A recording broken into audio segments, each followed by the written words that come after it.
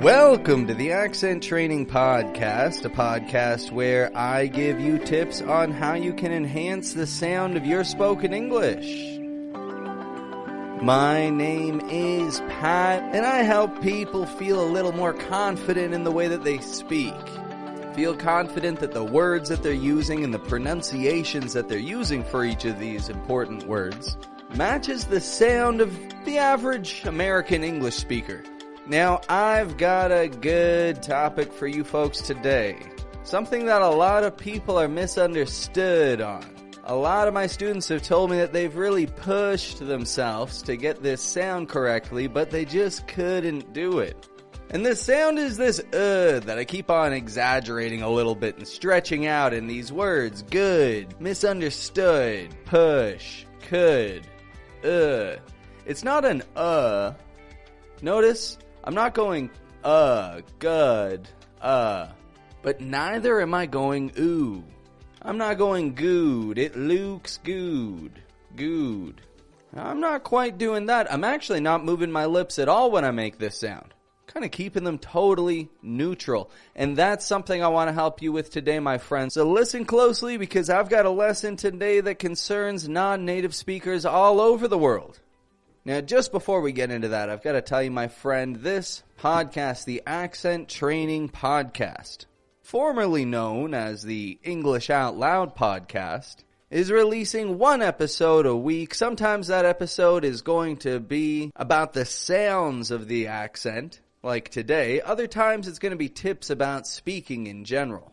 Other times the episode's going to contain just a bunch of suggestions and advanced words and phrases that you can use to sound a little more natural in your spoken English. Now, if you want to be the first of all your friends to know about whenever new content comes out, whenever new episodes are available, make sure that you hit subscribe. Make sure that you follow this podcast, subscribe it, thumbs up, whatever it takes to get notified as soon as new content comes out. All right, let's get into some stuff for today now, folks. Let's see what we're working with and how we can adjust our spoken English to match that of an American native English speaker. Today we're working with the lax U sound. Good, should, could. This sounds not terribly difficult. Honestly, the movement for it isn't complicated, not like some of the things we've seen in the past. However, what is complicated about this is that you can't tell when it's going to come based on the spelling. Often it appears in words with an O-O. Sometimes it's just an O. Sometimes it's an O-U. Sometimes it's a U.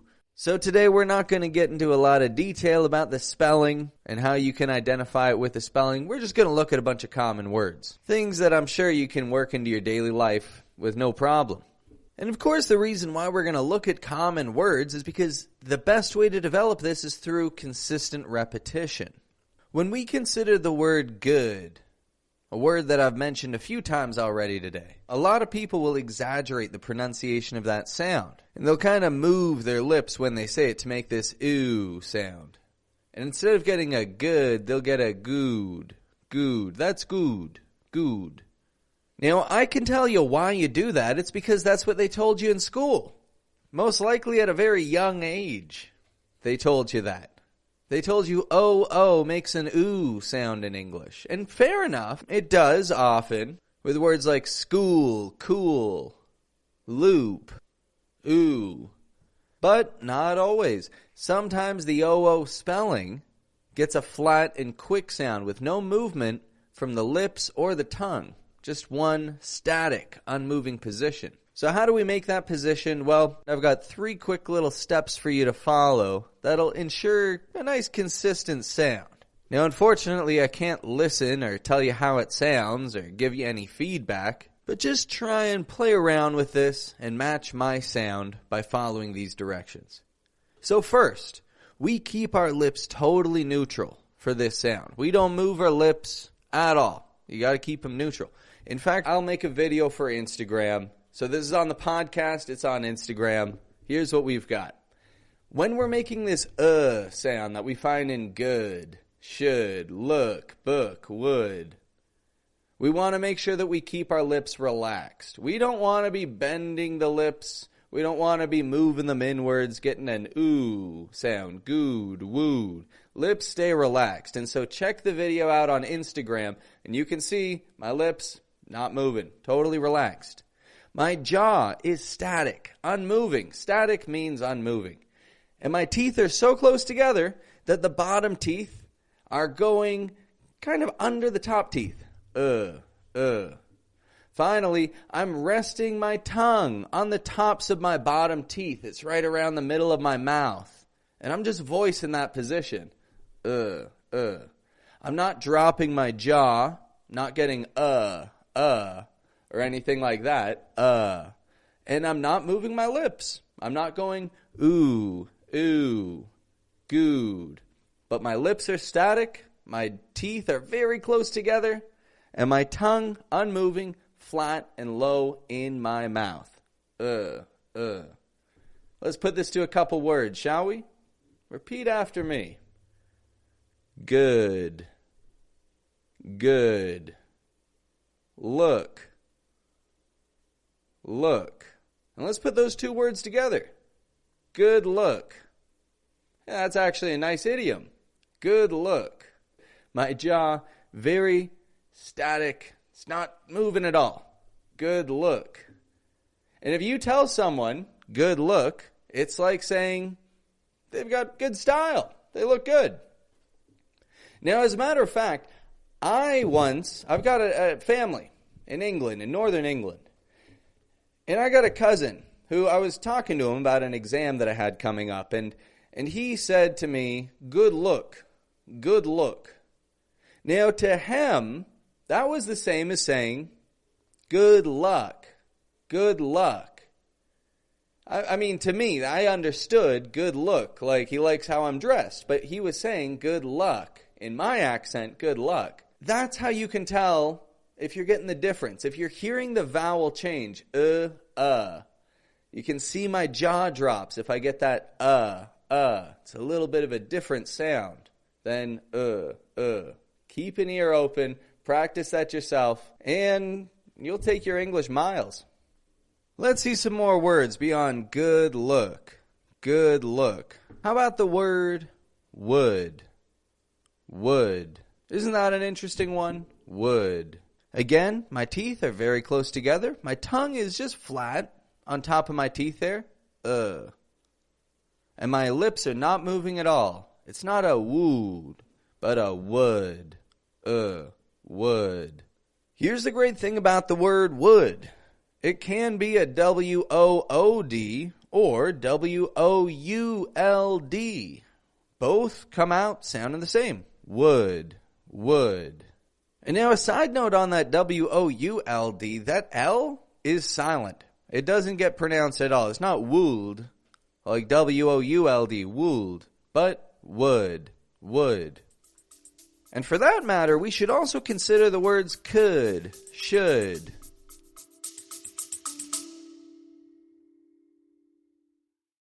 Folks, this is just a quick message to remind you to subscribe to the Accent Training Podcast. If you haven't already, you don't want to miss a second of this accent training experience. And you want to be updated whenever I've got new content out for you. So if you haven't subscribed, hit subscribe now. Could, should, would. Could, should, would. Again, my lips are not moving at all. Totally static for that sound. Could, should, would. So how about an idiomatic expression using those three words? I've got a good one for you. Coulda, shoulda, woulda. Coulda, shoulda, woulda. Coulda, shoulda, woulda. What is that? Coulda, shoulda, woulda. Well, that's like saying could have, should have, would have. We use this in situations when we feel that we could have done things better. Like, for example, suppose that one day you're walking out the door and you think, should I check if it's going to rain? And then you think, I don't have time, and you leave. You go out, take the bus into the city, you do whatever. And then it starts raining. It starts pouring down. Raining cats and dogs, as they say. And you say to yourself, I could have brought an umbrella. I should have just checked the weather app and I would have known. Coulda, shoulda, woulda. What can you do? You can't fix the situation. Coulda, shoulda, woulda. Or maybe it's shoulda, coulda, woulda. Shoulda, coulda, woulda. Coulda, shoulda, woulda. Shoulda, coulda, woulda. Try repeating that to yourself.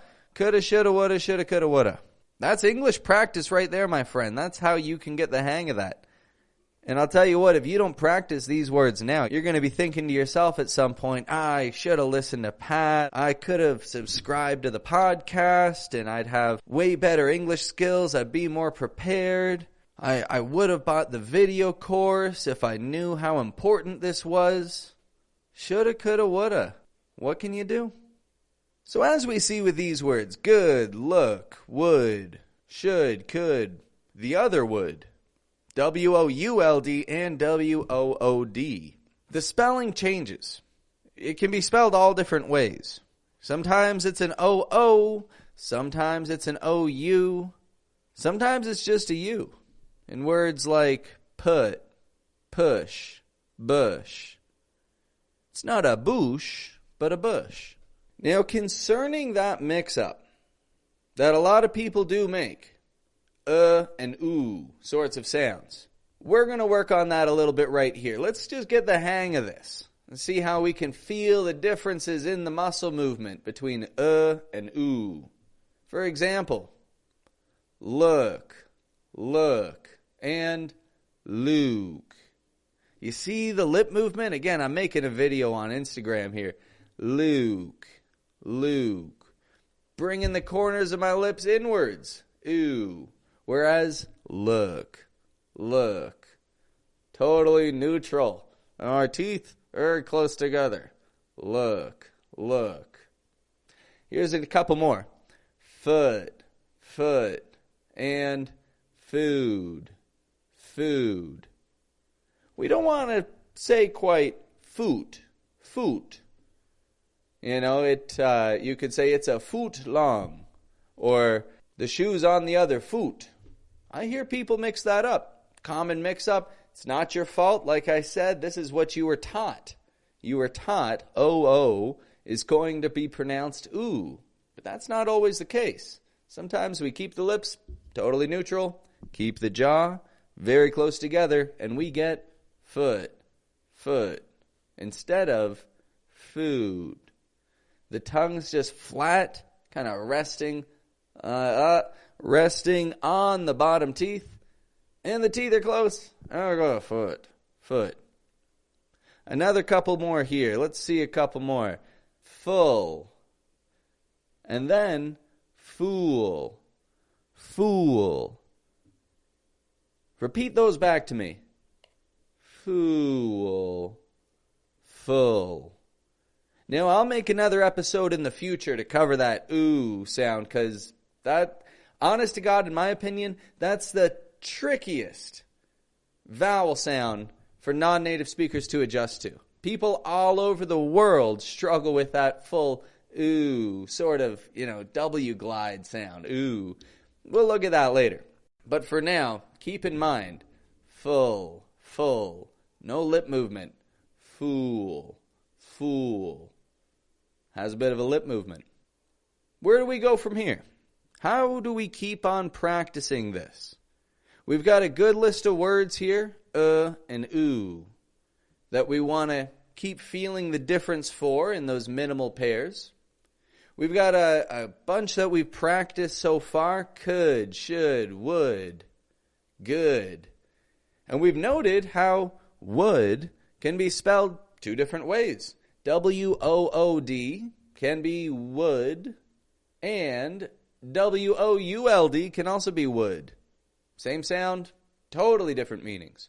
Where do we go from here? Well, some common phrases. Common phrases that you use in your daily life that you just can't avoid and that are going to help you take full control of your spoken English. Let's see what we got here, folks. Now, the first one is going to be a very tricky one for a lot of people to overcome, because it's very likely that your native language has a similar word. And that word is football. Repeat that back to me there. football. How about football game? Football game. Again, I'm not giving it a football. A lot of people will say it that way. Football. Getting an ooh, ooh. Bringing the corners of the lips right towards the middle. Like I said, that's not your fault. It's a part of your speech. It's a part of who you are. But if it's something that you want to have a little control over, you're totally capable of it. Just let your lips relax a little more. Football. Football game. Football game. Totally relaxed lips. Not stretching them in towards the middle. Here's another one for you here. I understood. Stood. Not a stewed, but a stood. I understood. Keeping the lips totally neutral, totally flat, not stretching them out, just an sort of sound. Understood. Let's hear another. Good book. We've spoken about good look. Good look. But how about this one? Good book. Good book. We're being very careful here. Even though there's a lot of ooh sort of spellings in these two words, we're not going to pronounce an ooh. We're going to keep the lips neutral and just get an Good book. And let's see another one here that has totally different spelling. This one has just a U for the spelling. And it's the word sugar. I'm not giving it a sugar. Nor am I giving it a sugar. Sugar. But I'm keeping my teeth real close together, keeping my lips totally neutral. Sugar. White sugar. White sugar. Get a little white sugar for your coffee. White sugar. So I imagine that you folks are starting to get an ear for this now. This is it's a pretty good sound to work with, this lax U. Sort of sound. It's static. We're not moving the lips. We're not moving the jaw. We're not moving the tongue. We're keeping our everything totally neutral. Just a quick, quiet sound. Now, one more thing I'd like to talk about with you folks, as you are well aware, is idiomatic expressions. Idioms. Using the sound. We've spoken about one already. Shoulda, coulda, woulda. Shoulda, coulda, woulda. Wishing that you could change something which you really can't change. You say, shoulda, coulda, woulda. I should have done things differently. I could have done this. I would have done that if only I knew. Shoulda, coulda, woulda. Hey, there's nothing you can do. How about another idiom here? With the word cookie. Cookie.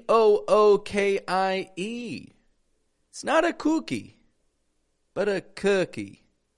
Cookie. Keeping the jaw static, keeping the lips neutral and the tongue flat. Cookie. A smart cookie. Smart cookie. That kid's a smart cookie. He reads a lot of books. Smart cookie. Now, speaking of books, how about hitting the books? Hit the books. Maybe you folks prefer to listen to podcasts or audiobooks. Maybe you don't. Maybe you haven't really read many books lately, and that's all right. I like audiobooks myself. I have been reading more books lately. Actually, I've started reading Rich Dad, Poor Dad, trying to get a handle on my finances. And you know what? It's got some good tips. It's got some good tips. Definitely worth a read. Rich Dad, Poor Dad. So myself, I'm someone who likes to hit the books. I like to read. I like learning things from people of generations before me. I like to hit the books. Now, one more idiomatic expression I'd like to talk about today is when push, not push, but push.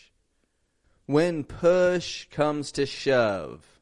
When push comes to shove.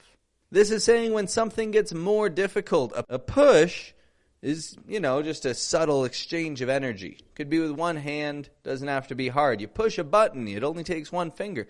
A shove is both hands giving a big, strong push. A push. When push comes to shove. When things get increasingly difficult. When push comes to shove, I'll take care of business. When push comes to shove, I won't quit out on you. Quit out on you. That's an idiom from a couple weeks ago. We were talking about quitting. Quitting. 6 things we quit. Quit out on you. When push comes to shove, I'll be there for you. I'll support you when things get tough. So, folks, that's what I've got for you today. The lax U, the sound. It's not a terribly difficult sound to make, but what's tricky about it is identifying it. As we've seen, it can be spelled with an O-O, an O-U, just an O, just a U.